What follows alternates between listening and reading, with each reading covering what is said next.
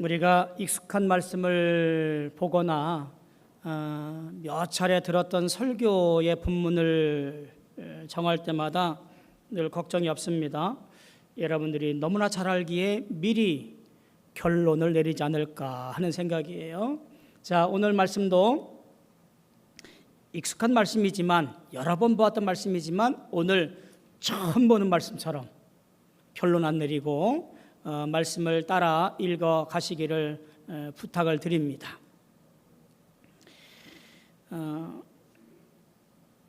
휴대전화라는 것이 이제는 생활의 일부가 되었습니다. 무서운 거는요, 휴대전화가 어제 내가 무엇을 좋아하고 무엇을 검색했는지 오늘 아침에 보면 금방 알 수가 있어요.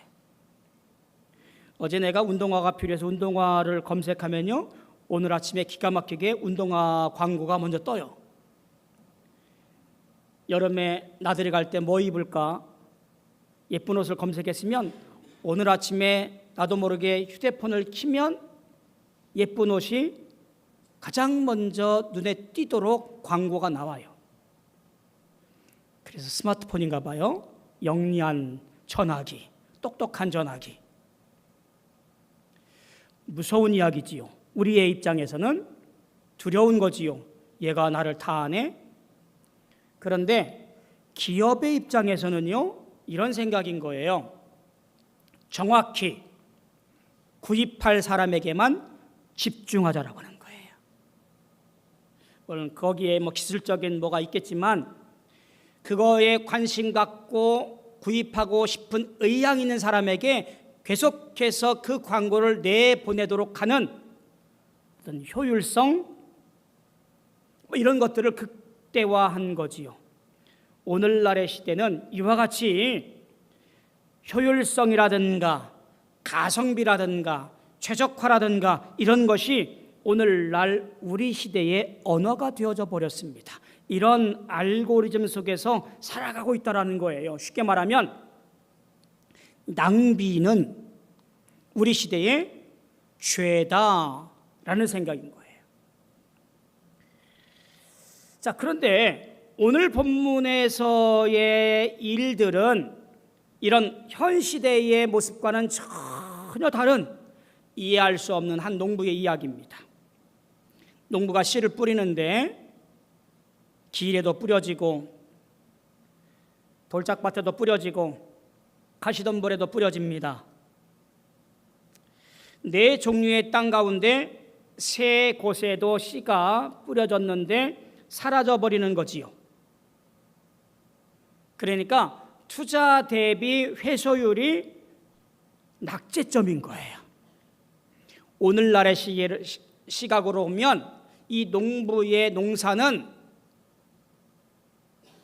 한마디로 별 볼 일 없는, 별 볼품 없는 농사꾼이라고 하는 거지요. 세상 어느 농부가 이렇게 참 농사 못 짓는 것처럼 지을 수 있을까 하는 생각이 되어집니다. 자, 그런데 오늘 이 말씀을 잘 읽으셔야 될 이유가 바로 여기에 있습니다. 왜냐하면 오늘 우리가 읽고 있는 이 말씀을 우리는 그동안 이렇게 해석을 해왔어요. 그리고 오늘 우리가 읽고 있는 성경 말씀, 개역개정 성경 말씀의 제목, 부제도 이렇게 쓰여져 있습니다. 네 가지 땅에 떨어진 씨 비유라고 되어져 있어요. 혹자는 네 밭의 비유, 씨가 떨어진 네 밭의 비유 이렇게 해석하기도 합니다. 자, 이러다 보니 우리의 해석기나 성경이나 설교의 내용들이 본문이 원하는 설교의 방향으로, 말씀의 방향으로 흘러가지 못하고 있다는 사실이에요. 그리고 그와 같은 것들, 내 밭에 문제가 있나? 내가 받아들이지 못하는 내가 잘못인가?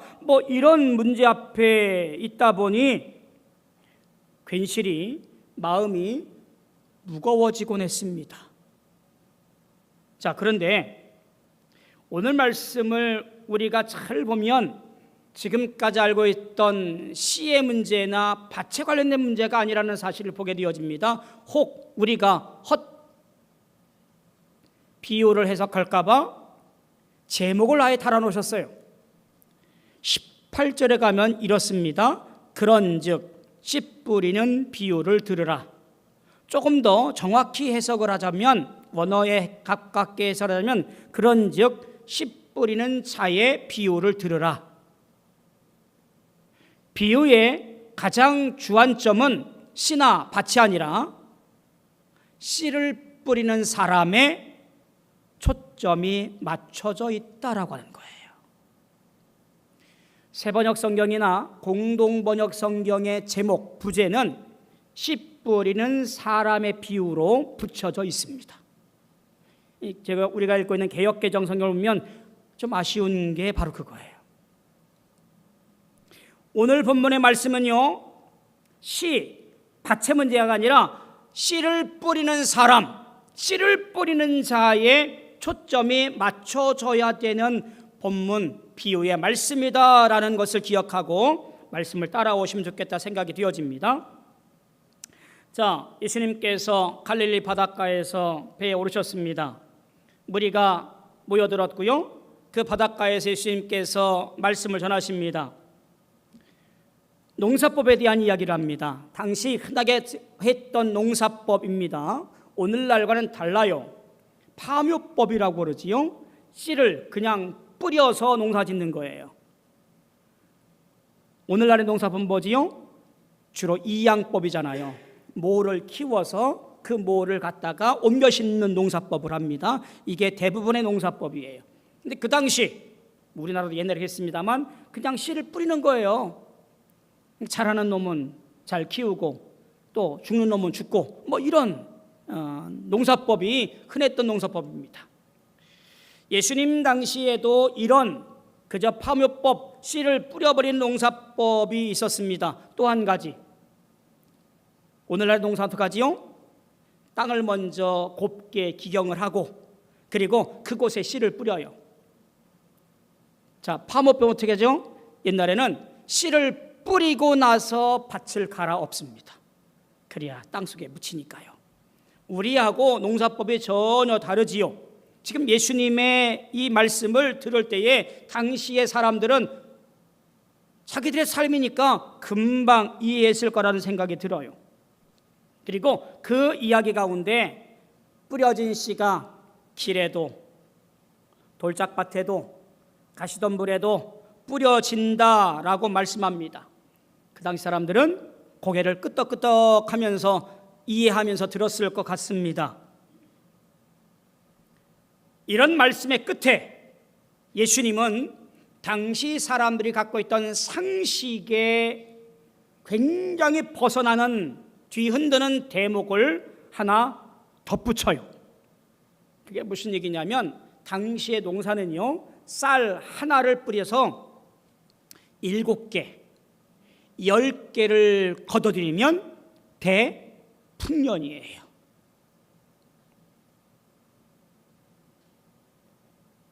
예수님은 지금 뭐래요? 100배, 60배, 30배의 결실을 얻을 것이다 라고 말씀합니다. 이것은 수확 대풍년의 열매를 얻는 것이 아니라 사실 기적 같은 일이에요. 예수님의 말씀은 현실이 아니라 기적의 사건을 우리에게 얘기하고 있는 것이 오늘의 말씀인 것을 보게 되어집니다. 그러니까 밭이나 씨의 문제가 아니라 주님께서 어떻게 역사하는지에 대한 이야기가 바로 오늘 말씀인 것을 보게 되어지고요, 그 뿌려진 말씀이 헛되지 아니하고 열매를 맺어 되돌아오게 되는 귀한 일들을 말씀하시는 것이 오늘의 초점이라 그런 겁니다. 자, 이와 같은 관점으로 오늘 말씀을 봐야 됩니다. 우리가 먼저 염두에 둘 것이 하나 있습니다. 그것이 무엇입니까? 첫째로, 밭은 스스로 바꿀 수 없다라는 사실을 먼저 인정을 해야 돼요. 이 비유를 들으면서 앞서 말씀드렸듯이 내가 어떤 밭이지? 내가 딱딱한 길인가? 내가 돌들이 많이 묻혀 있는 그런 땅인가? 가시덤불이 얽히설키 있어서 생각이 많은 사람인가? 이런 자기 진단을 먼저 합니다. 말씀 보면서. 결론은 그래, 내가 내 돌짝밭에 돌을 다 끊어내서 옥토로 만들어야지. 천만에요. 우리는 그러할 수가 없습니다.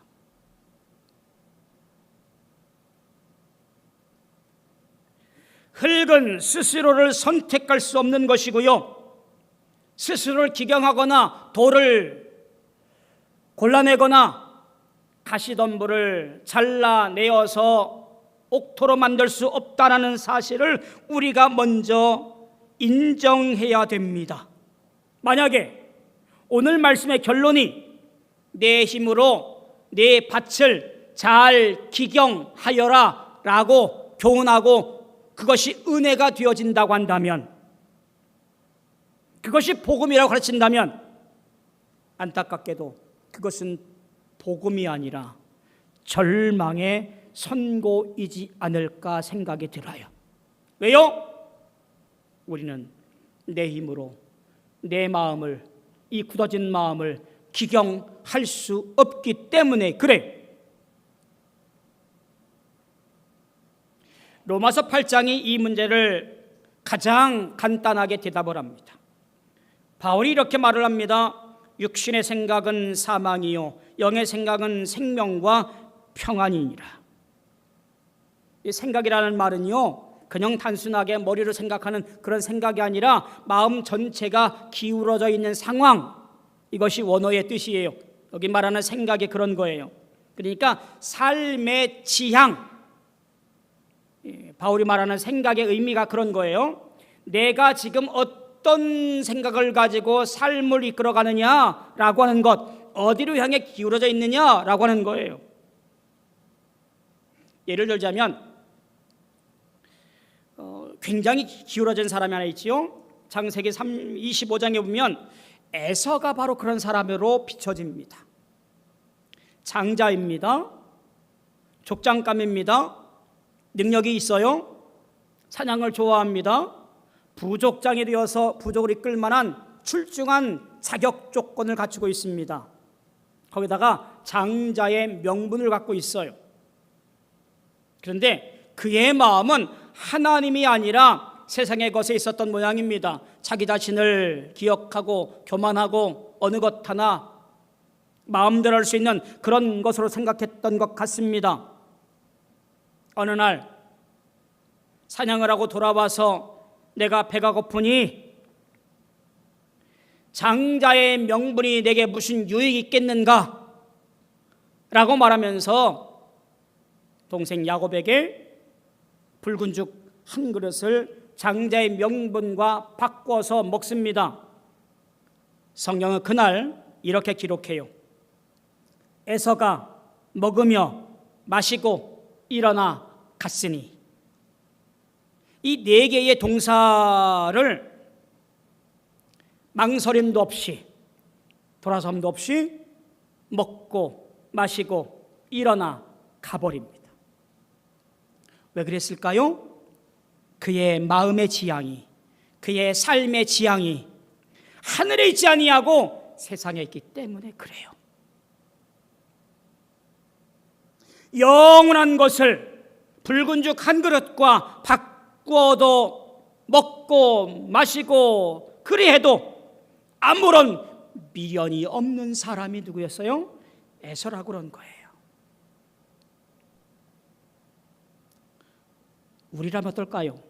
아이 목사님, 장자의 명분을 알지요. 설마 우리가 그거 주각그릇에 장자 명분을 제가 팔아 넘기겠습니까? 그런 미친 짓은 안 해요. 천만의 말씀이요. 여러분들도 서심없이 매일같이 합니다. 주님 만나는 시간에, 주님께로 향해 가야 할 그 놀라운 귀한 시간에 홈쇼핑에 마음을 뺏기고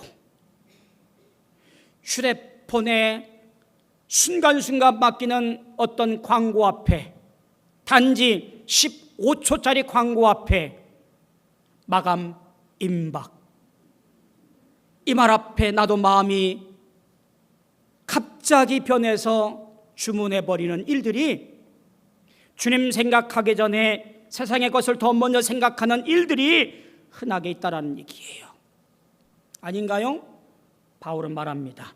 세상의 염려와 재물의 유혹, 큰 죄가 아닌 것 같지만 우리는 주님 생각할 시간에 평범한 하루하루 가운데 세상의 것에 마음 뺏기고 생각 뺏기고 눈이 뺏기는 삶을 살아가고 있다는 이야기입니다.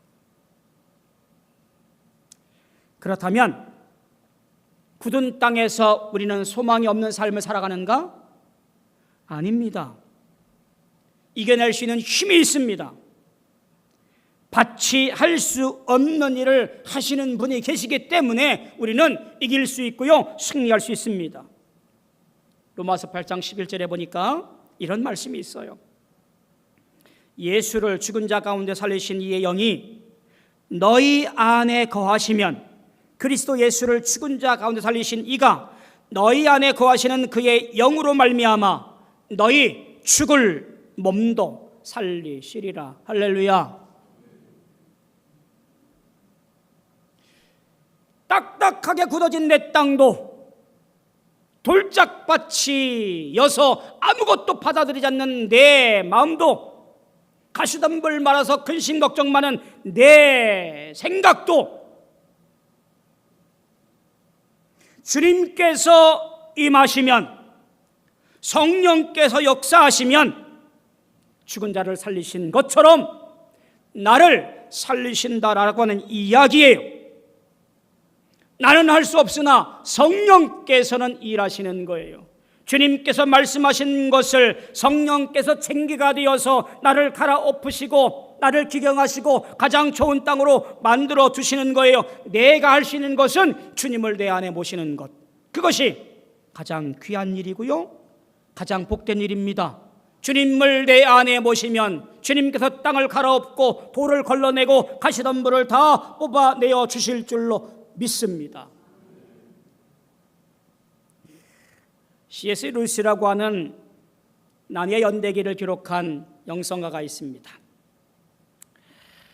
그를 한마디로 평가하면 갈아엎어진 땅이라고 그를 평가할 수 있을 것 같아요. 그는 옥스퍼드 대학의 교수였고요, 또 한 가지 붙어드리는 그의 부제, 무신론자입니다. 신이 없다라고, 하나님이 없다라고 고집하는 사람이 바로 이 C.S. 루이스예요. 그는 어릴 적 경험이 있었습니다. 어머니가 아팠어요. 열심히 기도했습니다. 하나님 살려달라고. 근데 어머니가 죽어요. 그때부터 C.S. 루이스는 하나님은 안 계시다, 그렇게 마음에 확신을 갖습니다. 그리고 그런 확신은 그가 공부하고 또 지식으로 쌓은 것 가지고 철저하게 무신론자로서의 삶을 살아가요. 그런데 기가 막히게도요, 성령께서 그의 마음을 만지셔요. 이를 만드시죠. 친구들을 만나서 성령의 감동받은 이야기들을 나누게 되어지고요, 우연히 붙잡은 책 속에서 하나님을 경험하는 일들을 조금씩 천천히 만들어가게 되어집니다. 훗날 그는 차서전에서 이렇게 고백합니다. 예기치 않은 기쁨. 덧붙이기를, 온 영국에서 가장 마지못해 회심한 사람, 되게나 C.S. 루이스라고 그렇게 고백합니다. 스스로 절대 부드러워지지 않을 거야, 절대로 신 곁에는 안 갈 거야, 하나님 없어 라고 고집하던 루이스에게 성령은 다가오셨고 가랑비처럼 그의 온몸을 적신 이후에 본인이 아니라 성령께서 그의 마음을 갈아엎고 돌을 골라내고 가시덤불을 뽑아내어서 하나님의 놀라운 역사를 만들어가는 일꾼으로 삼으셨습니다. 여러분, 나는 돌밭이야 진단하고 걱정하고 포기하는 것이 아니라 이렇게 기도하셔야 돼요. 주님, 성령께서 내 안에 오셔서 내 돌밭의 돌을 골라내 주시옵소서. 아멘. 주여, 내 마음밭에 임하셔서 내 굳어진 땅을 갈아엎어 주시옵소서. 주님께 온전히 맡기며 역사를 간구하는 우리 성도들 되어지기를 소망합니다. 자, 그러면 하나님의 마음은 어떨까요? 씨 뿌리는 사람의 모습은 무엇일까요? 하나님의 마음이 무엇일까? 하나님은요, 밭을 보고 뿌리지 않으신다는 사실을 기억하셔야 됩니다. 저는 이것을 거룩한 낭비라고 이름을 붙여보았습니다. 농부의 손을 보십시오. 그는 씨가 길에 떨어질 것을 몰랐을까요? 돌짝밭에 뿌릴 것을 몰랐을까요? 씨를 뿌리면서 가시덤불 그 밭에 뿌려질 것을 몰랐을까요? 알았을 것 같아요. 알고도 뿌렸습니다. 우리 같으면 좋은 땅을 만들고 그 땅에다가 차곡차곡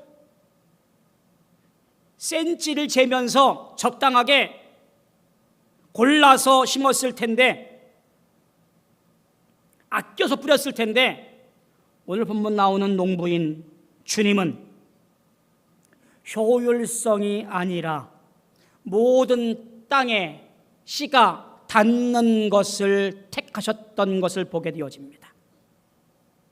쉽게 말해 단 한 뼘의 땅도 씨를 받지 못한 채 남겨두지 않겠다고 하는 심정으로 씨를 뿌리고 있습니다.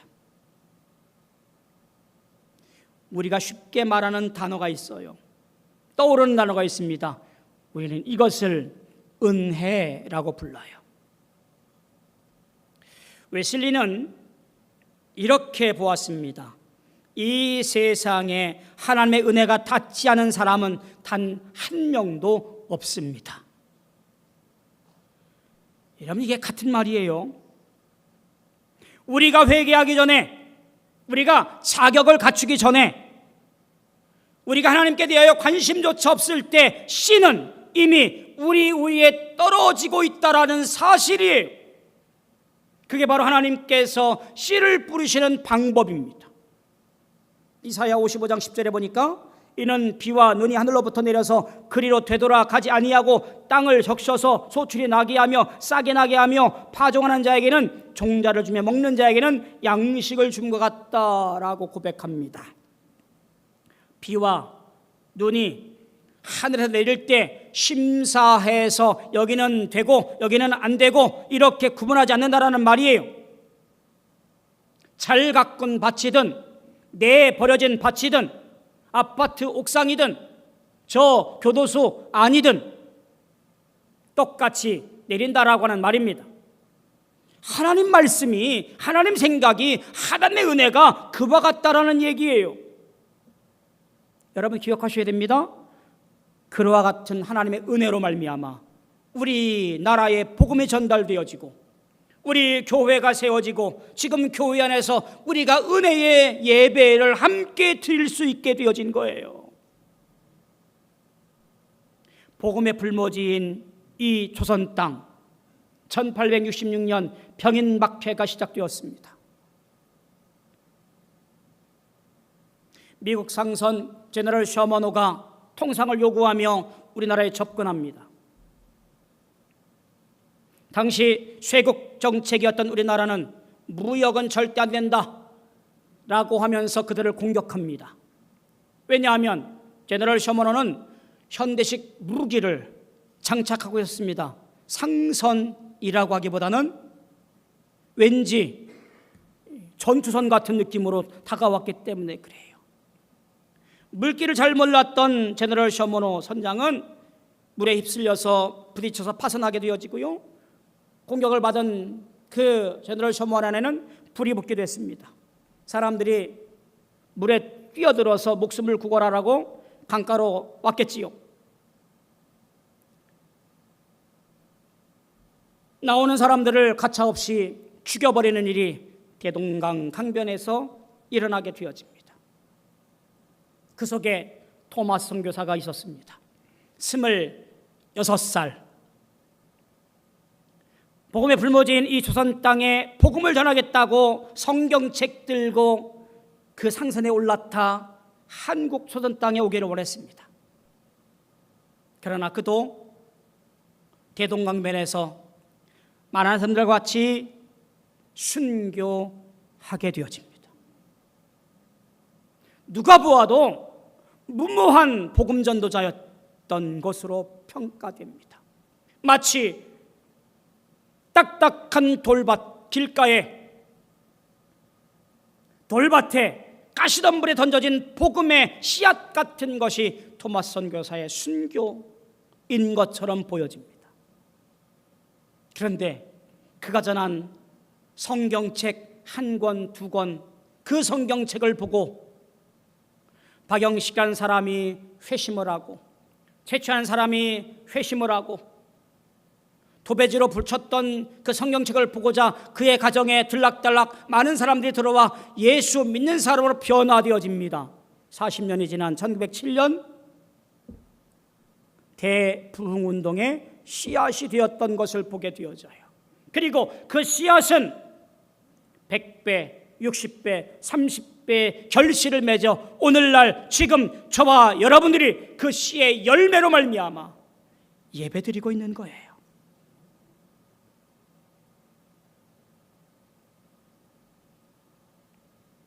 하나님은 밭을 보고 뿌리지 않습니다. 거룩한 낭비인 것 같지만 그러나 그 낭비를 통해서 복음이, 말씀이 열매를 맺어 사람을 살리고 하나님 나라가 확증된 놀라운 일들을 만들어가고 있는 것을 보게 되어집니다. 또 한 가지 우리가 생각해 볼 것은 이렇습니다. 내가 이제는 씨 뿌리는 자가 될 수도 있겠지요. 낙심하고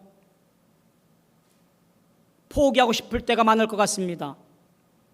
자식을 위해서 몇 년, 몇십 년 기도했다고 합시다. 포기해버릴까? 하나님께서 그 씨를 통해서 놀라운 역사를 만들어 가실 줄로 믿습니다. 귀한 역사를 만들어간 것처럼 축복의 역사가 일어나게 되어질 줄로 믿습니다. 이 사실을 기억하며 우리는 주의 은혜 안에 믿음의 결실들을 만들어갈 수 있는 복된 인생을 되어지기를 소망합니다. 세 번째 분명한 것이 있습니다. 그 말씀은 헛되지 않습니다. 즉, 그 씨는 헛되지 않다라는 이야기예요. 자, 이 농부의 결산서를 볼까요? 4밭 중 3밭이 실패했습니다. 75% 실패했다는 얘기예요. 그러니까 농사가 망했다는 얘기지요. 인간적으로 볼 때. 예수님도 이 실패를 숨기지 않습니다. 새가 먹어버리고 햇빛에 타버리고 가시에 막혀버립니다. 씨를 뿌리는 삶에는 실제로 손실이 있다라고 하는 것을 주님은 정직하게 말씀합니다. 마지막 줄을 보시면 이렇습니다. 좋은 땅에 떨어진 씨는 30배, 60배, 100배의 결실을 맺는다라고 말합니다. 그리고 이 남김이 손실을 보상하고도 남습니다.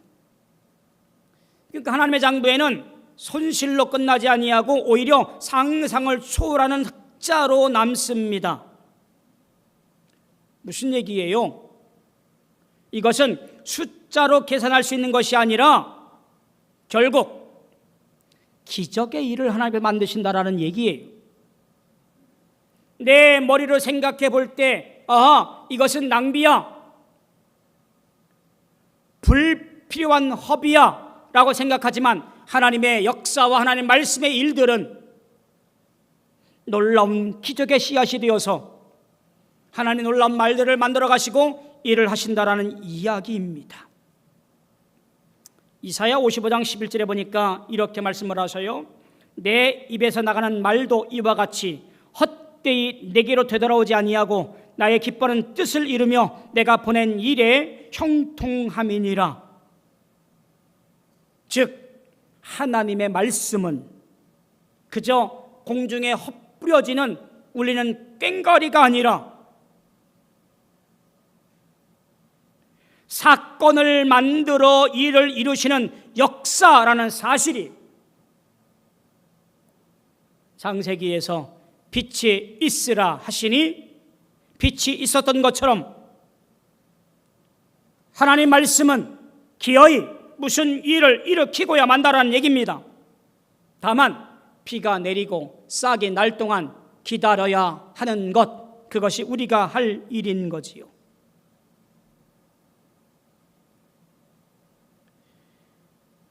어거스틴은 어릴 적 심각한 어머니의 근심거리였어요. 일찍이 마니교라고 하는 이단에 빠졌고요. 어릴 적부터 아이를 낳는 그런 근심 걱정거리였습니다. 어머니 모니카는 이 아들을 위해서 끊임없이 기도합니다. 교회에 나가서 눈물 흘리면서 기도합니다. 그리고 교회 주교에게 이 아들을 어떻게 하면 좋을까요? 라고 상의도 하고 물어보기도 합니다. 근데 주교가 이렇게 말했다지요. 그 눈물의 아들은 결코 망하지 않을 것입니다. 어거스틴 고백록에 나오는 이야기예요. 눈물로 뿌려진 씨가 마침내 싹이 났고 방탕하던 아들은 돌아와 교회 역사상 가장 위대한 교사 가운데 한 사람이 되었습니다. 어머니가 한 일은 뿌려진 씨를 위해서 기도하고 간구하는 것뿐이었고요. 하나님께서 역사하셔서 자라나게 하셨고 끝끝내 그를 들어 쓰신 일이었더랬습니다. 마침내 추수의 절정은 이렇게 소개합니다. 이사야 55장 13절에 보니까 잣나무는 가시나무를 대신하여 나며 화석류는 찔레를 대신하여 날 것이라. 자, 잘 들으셨습니까? 길가든 가시밭이든 돌짝밭이든 최종 운명은 폐기, 방치, 버려짐이 아니라 변화라고 하는 이야기입니다. 하나님은 그 불필요하고 쓸모없는 것 같은 밭들을 변화시키고 갈아엎어서 그곳에 잣나무가 자라게 하신다라고 하는 사실이에요. 하나님의 은혜는 우리를 용서하시는 데서 멈추지 아니하고 우리를 온전한 사랑의 일개까지 자라게 하십니다. 그래서 결국 30배, 60배, 100배의 열매를 맺게 하는 변화된 삶, 사랑의 삶으로 살게 하신다라는 사실이에요. 할렐루야. 사랑하는 성도 여러분, 말씀을 정리합니다. 씨 뿌리는 분, 주님은 오늘도 씨를 뿌리러 나가십니다. 그리고 오늘 교회에 나온 여러분에게도 그 복음의 씨앗이 뿌려지고 있습니다. 굳은 길과 돌짝과 가시를 다 아시고도 우리에게 씨를 뿌리시고 계십니다. 그리고 그 뿌려진 말씀과 씨앗은 결코 헛되이 되돌아오지 않을 겁니다. 세상은 낭비하라고 말하지만 주님은 거룩한 낭비 덕분에 구원을 받게 되어집니다. 우리는 주님께 맡기며 온전히 자라남으로 말미암아 영광 돌리는 구원받은 인생 되어지고 그 낭비 가운데 놀라운 일들을 경험해가는 복된 인생들 되어지기를 주님의 이름으로 소망하고 축복합니다. 오늘 말씀은 이렇게 정리됩니다. 귀 있는 자는 들으라. 기도하겠습니다. 씨 뿌리는 아버지 하나님, 자격 없는 저희 마음밭에 씨를 뿌려주시니 감사합니다. 귀를 열어 주의 말씀 듣고 마음에 새겨 뿌려지는 씨로 말미암아 열매 맺고 영광 돌리고 구원받은 인생 되어지게 축복하여 주시옵소서. 예수님의 이름으로 기도하옵나이다. 아멘.